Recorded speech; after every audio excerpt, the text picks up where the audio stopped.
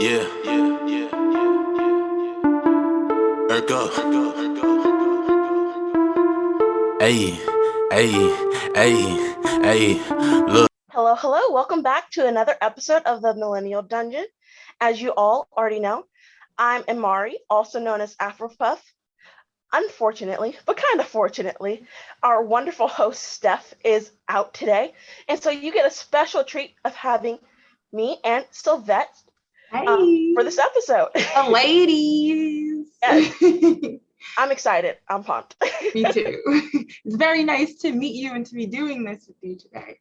Yes, this is actually our first time, Yes. like corresponding and doing an episode together. So it's really exciting. It's different.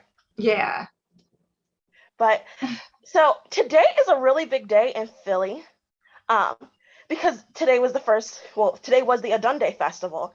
hmm And being from Northwest PA, which is basically Pennsylvania, I had never heard of it. And so I wanted to know, what is Odunde? Like, what is the Um, festival? Odunde is it's a festival. It started in 1975, I believe, Hmm. and it was started by a woman, Lois Fernandez. Hmm. And what it is it's pretty much like a festival celebrating African and African American culture.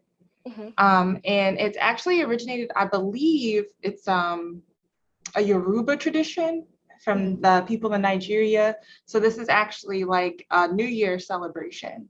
Hmm. So it's incorporated with that and also just celebrating African American culture and also like the diaspora of Africa. Right. Actually, so of course I had to research it a little bit before Mhm. we got into the episode because I didn't want to be like completely clueless. Um, and I thought it was pretty cool that the name of the festival means Happy New Year. Yeah, I didn't know that either actually until I did my research too. So it's really Just something cool. different, something neat. Yeah, it's nice to know because you always have like a Lunar New Year, like Chinese Right, New Year, things like that. So it's cool that we have our own New Year celebration too. right. And it's in Exactly. the summertime, so that's a plus. Yes. Black folks love the heat. Hmm. So, what can you find at the Odonde Festival? So when I went, there was so many vendors, like Hmm. so many. First of all, the food, you can smell it all throughout the street. So there's like soul food, different African foods, Hmm. Brazilian food, I think was there, Caribbean food. So it's just a matter of picking whatever it is that you like and want that in that particular moment. Right. And then I tell also, everyone, like when I travel, like I think about what I want to eat, and that's where I go. So I mhm. really tailor all of like my events that I do around the food. So like that sounds like my type of festival. Yes, it's like one after the other. So you just grab something here, grab something there. Hmm. You also have people selling different African clothing Hmm. and entrepreneurs promoting their businesses. There was an author there selling their book and talking Ooh. about what their writing process was. Hmm. There's I actually got a card. It's like an auntie group and they drink and they talk about like what it is to be like a black woman and aunt and your role in your family and your community. There I'm was jealous. I want to join dancers. that group. I got cards, girl. I'll give you the number. Okay. They had dancers, they had drummers, and like black owned businesses too, natural hair care products, seminars on how to take care of your natural hair. Hmm. So pretty much anything that is about us is what you'd Hmm. see there. The food, the entertainment, the clothes, the hair, everything. It was great. That sounds it. And so, like I said, I've never heard of this festival before, and it's crazy because Philly is only like 6 to 6.5 hours away, but it just shows like how big the state of PA kind of is. So Yeah. like, how would you maybe like describe the atmosphere for someone who's never been there before? Hmm, good question. I will admit, when I first got there, because it was my first time Hmm. going and I live here. Yeah. So it was very overwhelming at first because I didn't know what to expect. Hmm. And since I got there earlier in the day, I thought like maybe it would just be a handful of people or like people trickling in, but it was so crowded. So you definitely have to be prepared for that, just the crowd. But at the same time, it was very positive and optimistic. Like everyone was just so happy and warm to Right. each other. It definitely felt like a community. It didn't Right. feel like, you were bumping into people and, it was just And really getting stank eyes uncomfortable. and Yeah, it was like people like, oh, you look cute. I like your outfit. Oh, hey, come right. over here, and So even oh, sorry. Go no, ahead. you're fine. I was gonna say, so it's like the opposite of being at the bar sometimes. Pretty much. And even like, how vendors are where like they'll try to sell you stuff and it's very intense. Like you're like, okay. And they're like, no, come over here. Even they were super like nice and warm because they're trying to sell you something, but at the same time, it didn't feel like they were trying to like take your money or anything. It's like, oh, no, Right. thank you. Like, oh, okay, enjoy the rest of your time. So it Right. was really nice. And they also had a stage set up where they were having different performances. And when I was there was this group of women over 40 years old jumping double dutch and like Ooh. dancing and stuff. So Uh-huh. it was definitely good for everyone. It was like very family oriented. Anyone can go and enjoy themselves. Very diverse too. Like it wasn't, even though it's a Black festival, it was all kinds of people there, like enjoying it. And it was really nice to see, like seeing our culture and people actually are excited about it and they're excited to show Right. it. So it was just like a very proud feeling, I guess. Refreshing, kind of. Yeah, especially Like you because could it's like be Philly and stuff. So right. you'd think like, but it was great. It felt safe, comfortable, just Important. a good time. Oh, good. It sounds like something I need to put on my calendar for next year. Definitely. Well, they were on break for 2 years because of the pandemic. So this is the first time it's been public for 2 years. Oh, So I think they were really trying to make an impression. right.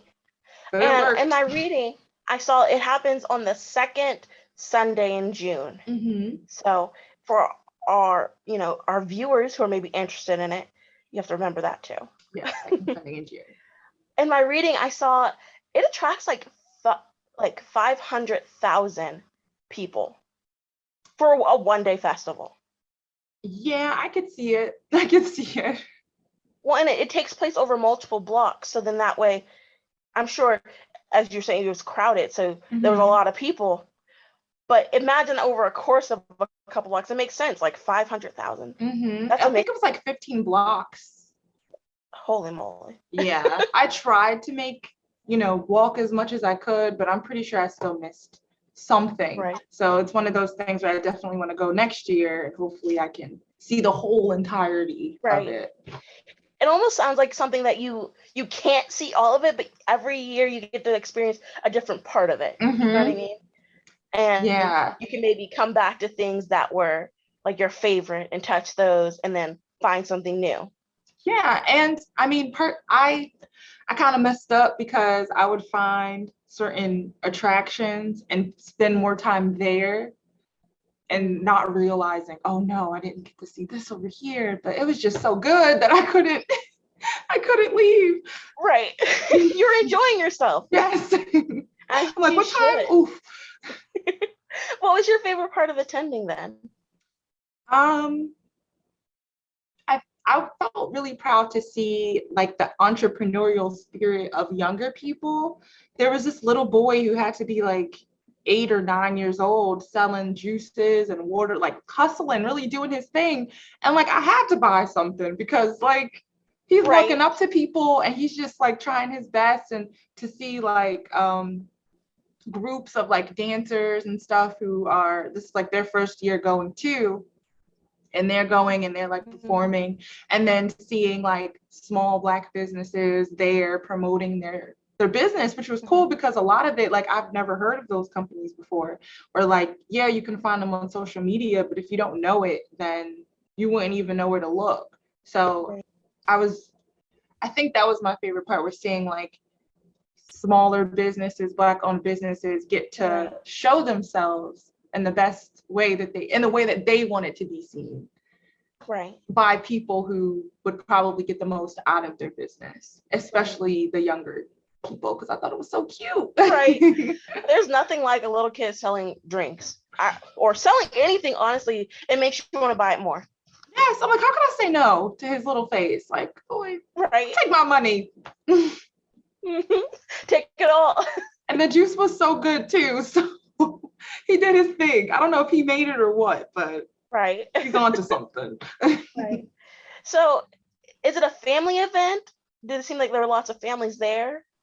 Oh yeah, definitely. Oh, there's so many kids. It was so cute.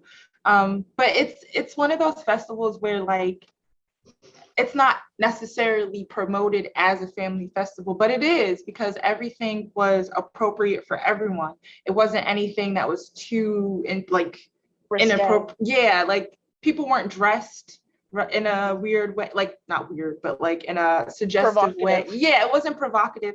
It was more so to showcase the culture in the best way so everyone could enjoy it. So it's definitely a lot of kids, a lot of little ones, even people like holding their babies, older people.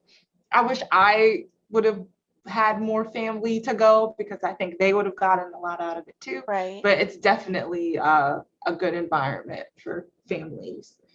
Nice. And then, so have you lived in Philly your whole life?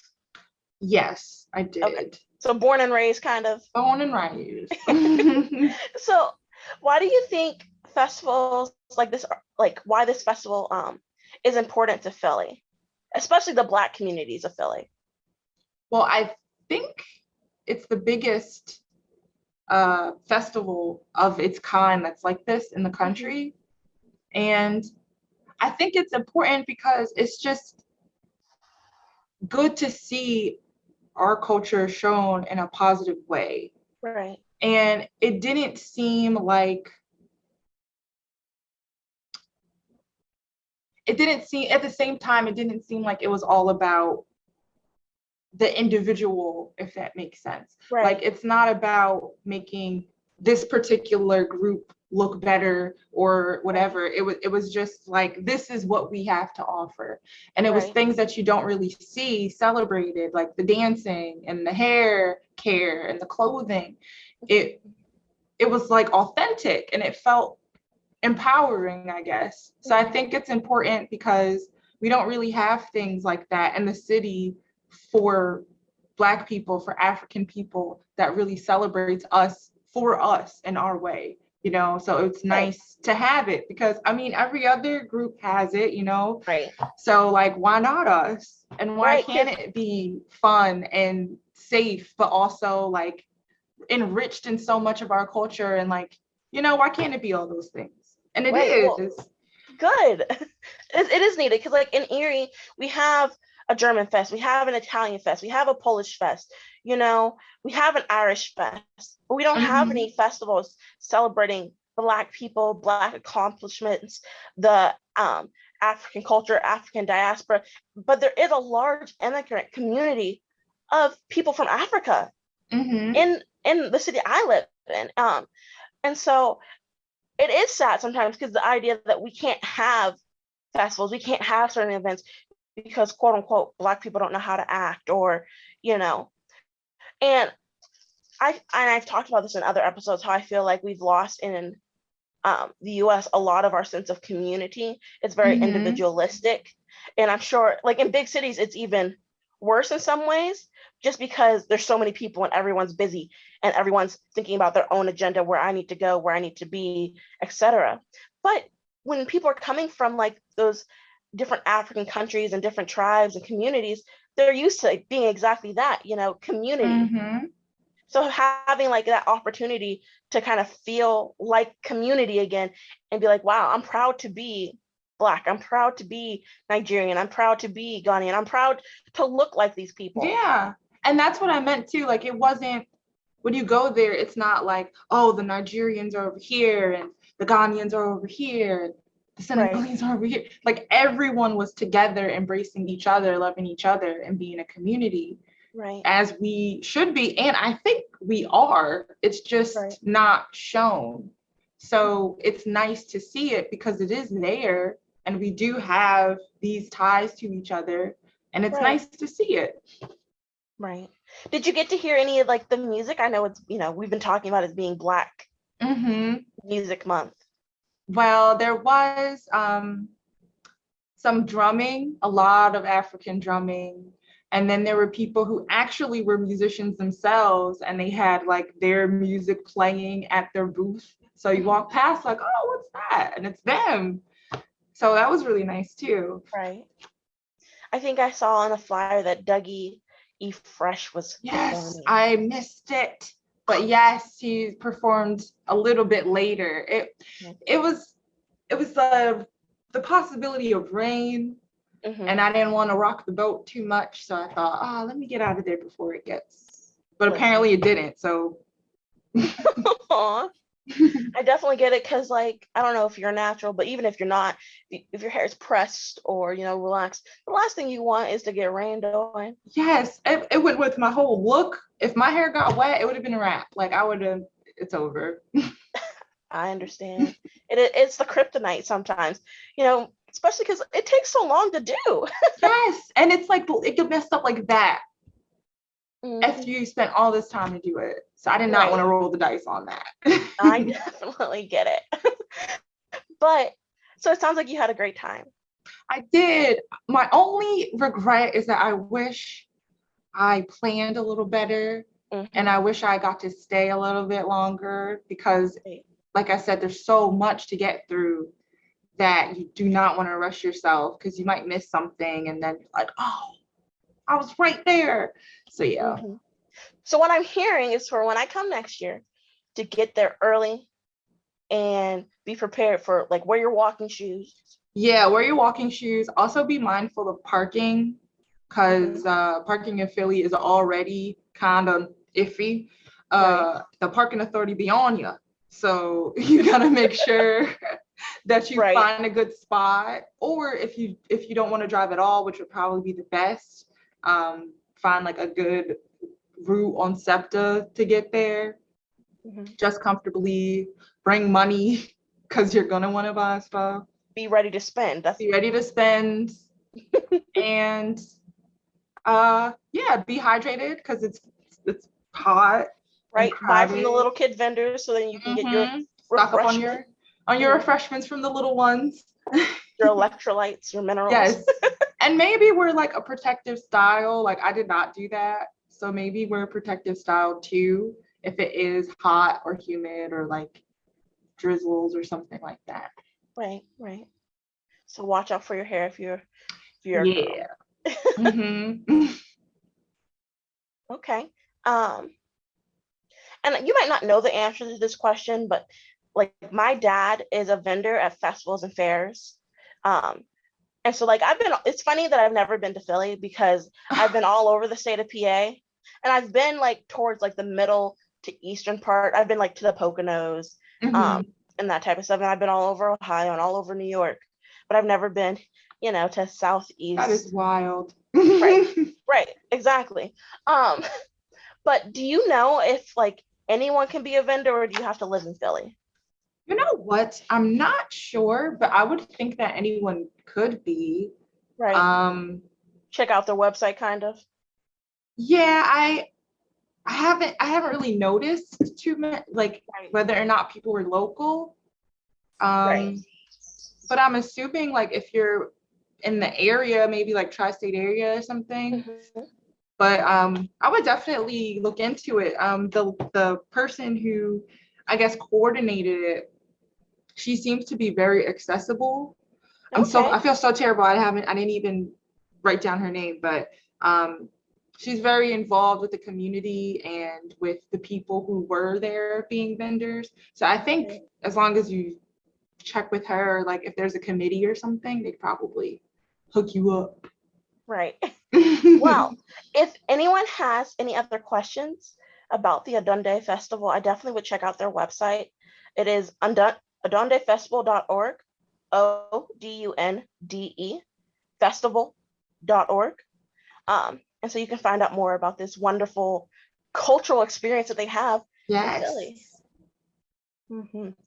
But just kind of to segue over, because it is Black like Music Month, and we have been talking kind of about the music aspects of the festival. Mhm. Um, I just wanted to talk more a little bit about Black artists that kind of inspire you, that make you, help change your perspective or to, make Mhm. you think about the world differently? I think it would definitely have to be Jimi Hendrix. I wrote so many essays about him when I was in middle school for Black History Month, Mm-hmm. because growing up, I loved listening to like alternative rock music. Mm-hmm. And it was always like, why are you listening to that white Right. music? Even though we invented it, but Right. it's always like, why are you listening to that? Why do you like that so much? And a part of me kind of questioned it, like, there's the bands I listen to, they don't really look like me, or like, they're not Right. really a lot of Black members. And so when I learned about Jimi Hendrix and how he was just one of the best to ever do it, and he was left-handed, so he was essentially playing the guitar backwards, I'm like, oh, this guy is amazing. And the influence Right. that he has on artists like Lenny Kravitz, who I also love, and just showing that, you don't have to be, as a Black musician, you don't have to limit yourself to just rap or hip hop or like R&B, soul music. You can do rock music and you can be one of the best, if not the best, to do it.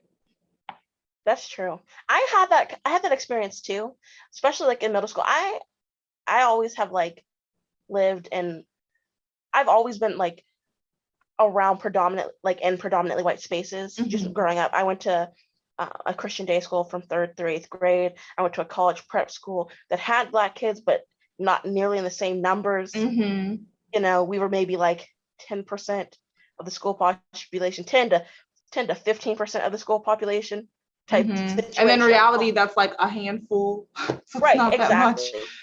Like my class had maybe 250 people, and there was maybe 25 Black kids, 25 to 30.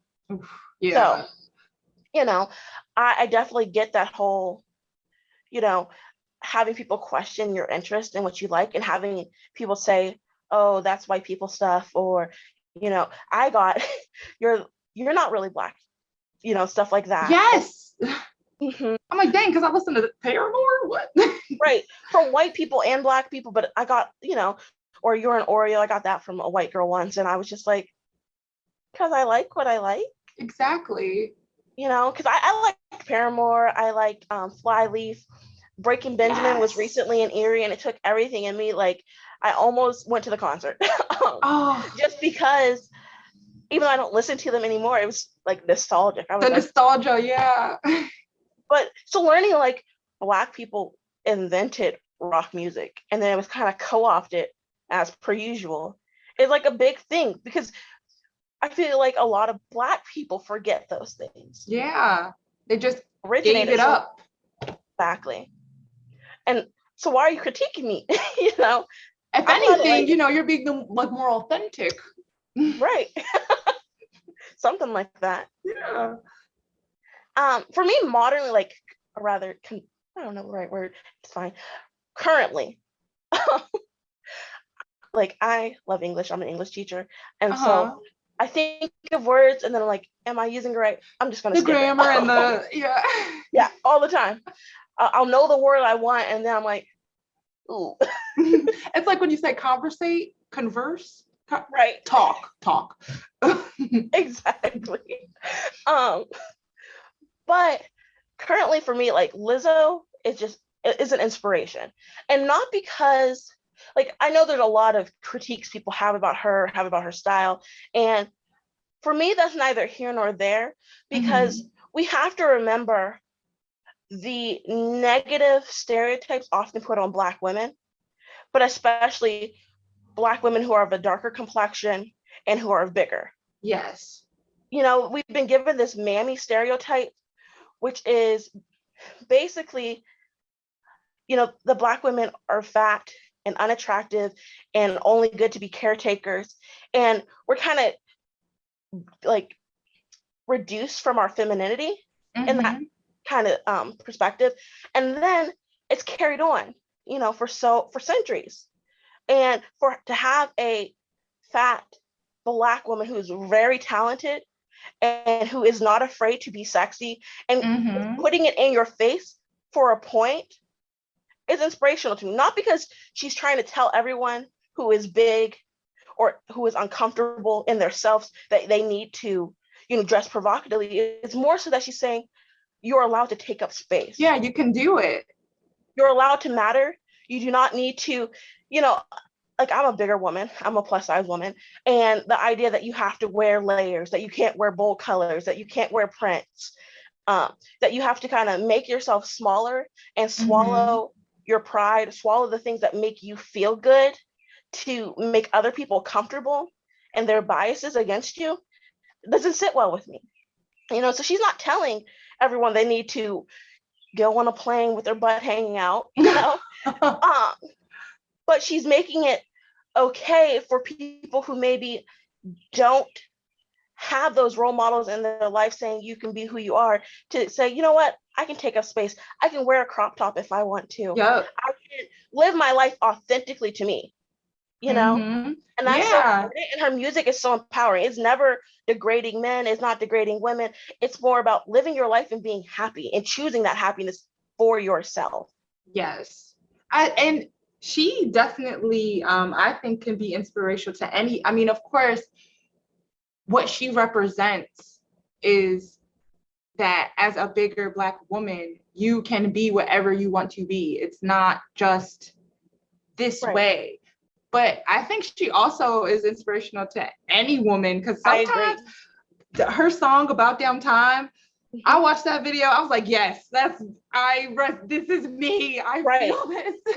Oh yeah, I definitely think her message isn't just though for bigger women. I think I like that part about her too. It's not like her body positivity has less to do with your size and more so to do with the fact that so many women want to shrink themselves, have been taught to be quiet, have been taught, that you're not allowed to do certain things because of your gender. And it's questioning that and making you think, you know what, if she can do it, I can do something small to make myself feel better.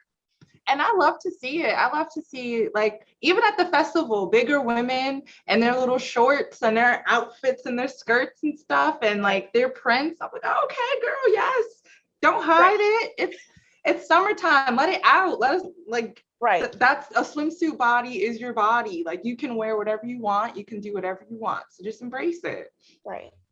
We all deserve to love ourselves for who we are, regardless of our size, regardless of our race, regardless of our gender. Everyone deserves that. And the fact that we've lived in a country that has kind of told us that if you fit in certain boxes, you're beautiful and you're worthy. And if you don't, you're not, isn't cool, And I think I like that in the 21st century, in 2022, we're challenging those things and we're not accepting them to be the reality anymore. And she's huge. Like, she is so just all over the place. And that's amazing too. The fact that she's so mainstream and so popular as she is. It's not just a little blip and whatever. Like, no, she is here. Like, she's doing the thing. Exactly. And so talented vocally. The flute, come on. Yes. Twerking, playing the flute. Listen, playing the flute is not easy. I did it for like 6 months. And I loved hot cross buns. Yeah. And I loved it, but it just was one of those things where I decided to step out of it. But I wish I would have continued because I loved it. And so it's cool to see like a bigger Black woman playing the flute and twerking and showing her talents. Her mom paid for those lessons, her parents paid for those lessons, and she said, I'm gonna make sure they know. Pay it off, yup. Took it seriously. She didn't spend her weekends indoors in vain practicing that flute. Right. So are there any other artists that you wanted to talk about tonight? Well, since they are Philadelphia natives, I did just want to mention the producers Gamble and Huff, because they have produced It's the Sound of Philadelphia, which is also the Soul Train's song. But their record company actually rivaled Motown, which a lot of people don't know, because when you think about soul music during like the 50s and the 60s, it's like Motown and that's it. But Philadelphia has also been a big heavy hitter during that time for that genre of music. And also, the sound of Philadelphia is what kind of popularized disco music too, Mhm. which My dad loves disco. when I think of like Lizzo, like some of her songs do Yeah. have like disco Like beats, influences. yeah. Yeah.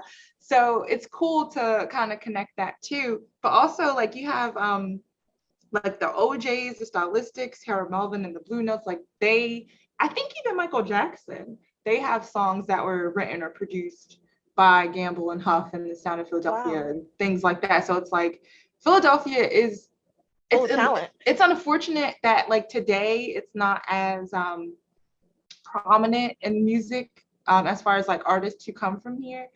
I mean, there are a lot, but Right. during that time too, there were so many artists coming here to work with these producers Right. because like they were doing their thing. So just want to sprinkle that in there. I mean, you got Will Smith, you got Jill Scott, you got Patti LaBelle, Listen, Philly seems popping. Meek Mill. I mean, Yeah. we out here, we doing our thing. Eve. I love Eve. Mm-hmm. Who's that girl?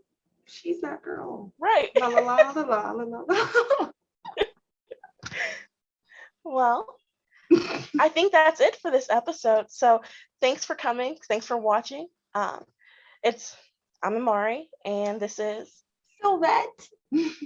have a great week, everyone, and tune in for next week. Bye. Yeah. Ergo.